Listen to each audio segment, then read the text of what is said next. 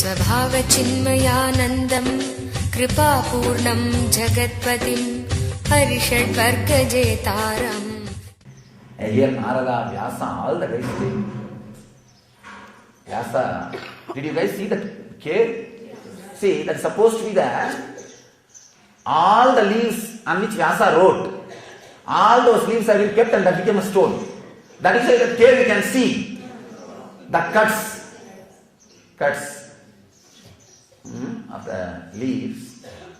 And Ganapati stayed here to do the writer job. He is the one who wrote. Because verbalization of what Vyasa thinks is not easily possible. It's another big science.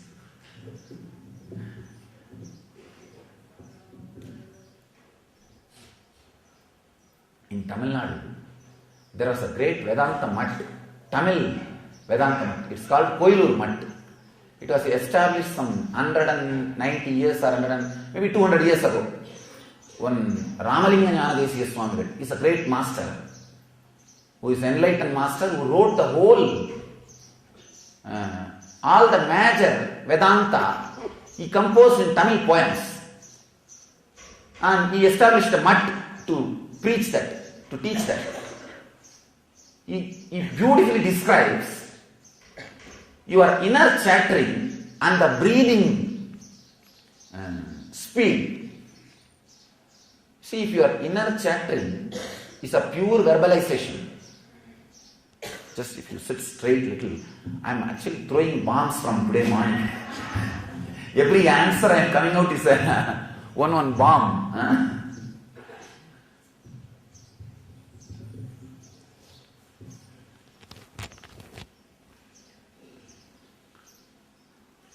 See there, usually the air will, the prana flow will come from your navel, and it will come by the time it comes to this area, the anahata area, it will be narrow, and by the time it comes here, it will be little more narrow. It will become like a shaft, thin shaft, and this is the Vak energy where it gets forged. Means like a molded, and in this area the prana gets broken into words and it comes out. That is the way it happens. For you all, because you have worries and samskaras, in this part itself the prana flow becomes an alloyed metal, not a pure prana. Here, because of samskara sediment, here itself the prana becomes alloyed metal. It is not a pure gold, a worry added, means 18 karat gold. So any forging happens in Vak will be only 18 karat jewelry. All of you are able to catch? If there is no samskar or the worry or any disturbance, it will come as a pure 24 karat gold, and it will get folded, molded, the forged, or just get molded, and it will come out as a 24 karat gold jewelry. This corruption level, whether it is 22 karat gold by the time it comes, or 24 karat gold, or 18 karat gold, or 2 karat gold, this is directly related to your breathing flow. Your breathing flow. If it is a pure gold coming out, and here the pure energy, then you won't even radiate as a word, you will just radiate as a silence. Just as silence. But the energy will be coming out. That is why we say, Chitram Vadadaror Mule Vriddha Sishya Gururiva Gurostu Maunam Vyagyam Sishyastu Chinna Samsaya. There is neither worry, which corrupts the gold flow, which corrupts the quality of the metal, nor the Vak, which is ready to convert the metal into jewelry. Nothing is happening. just the words, just the energy is coming out, it gets forged inside your head as what you want to hear. Understand? Now you will understand, Master do not speak, but you hear. Master do not speak, but you hear. The forging itself happens inside your system as what you want to listen, as what you want to understand. This breathing and the prana flow and the verbalization are very closely connected.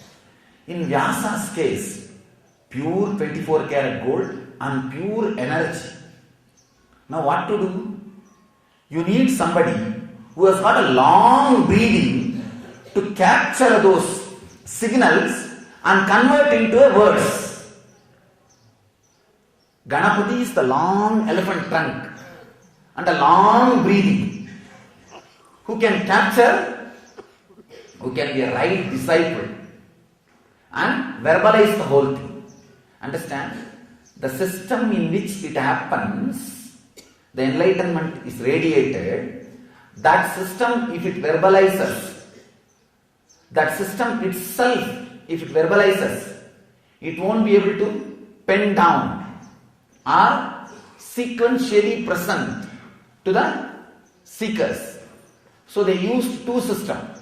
One system just radiates a signal.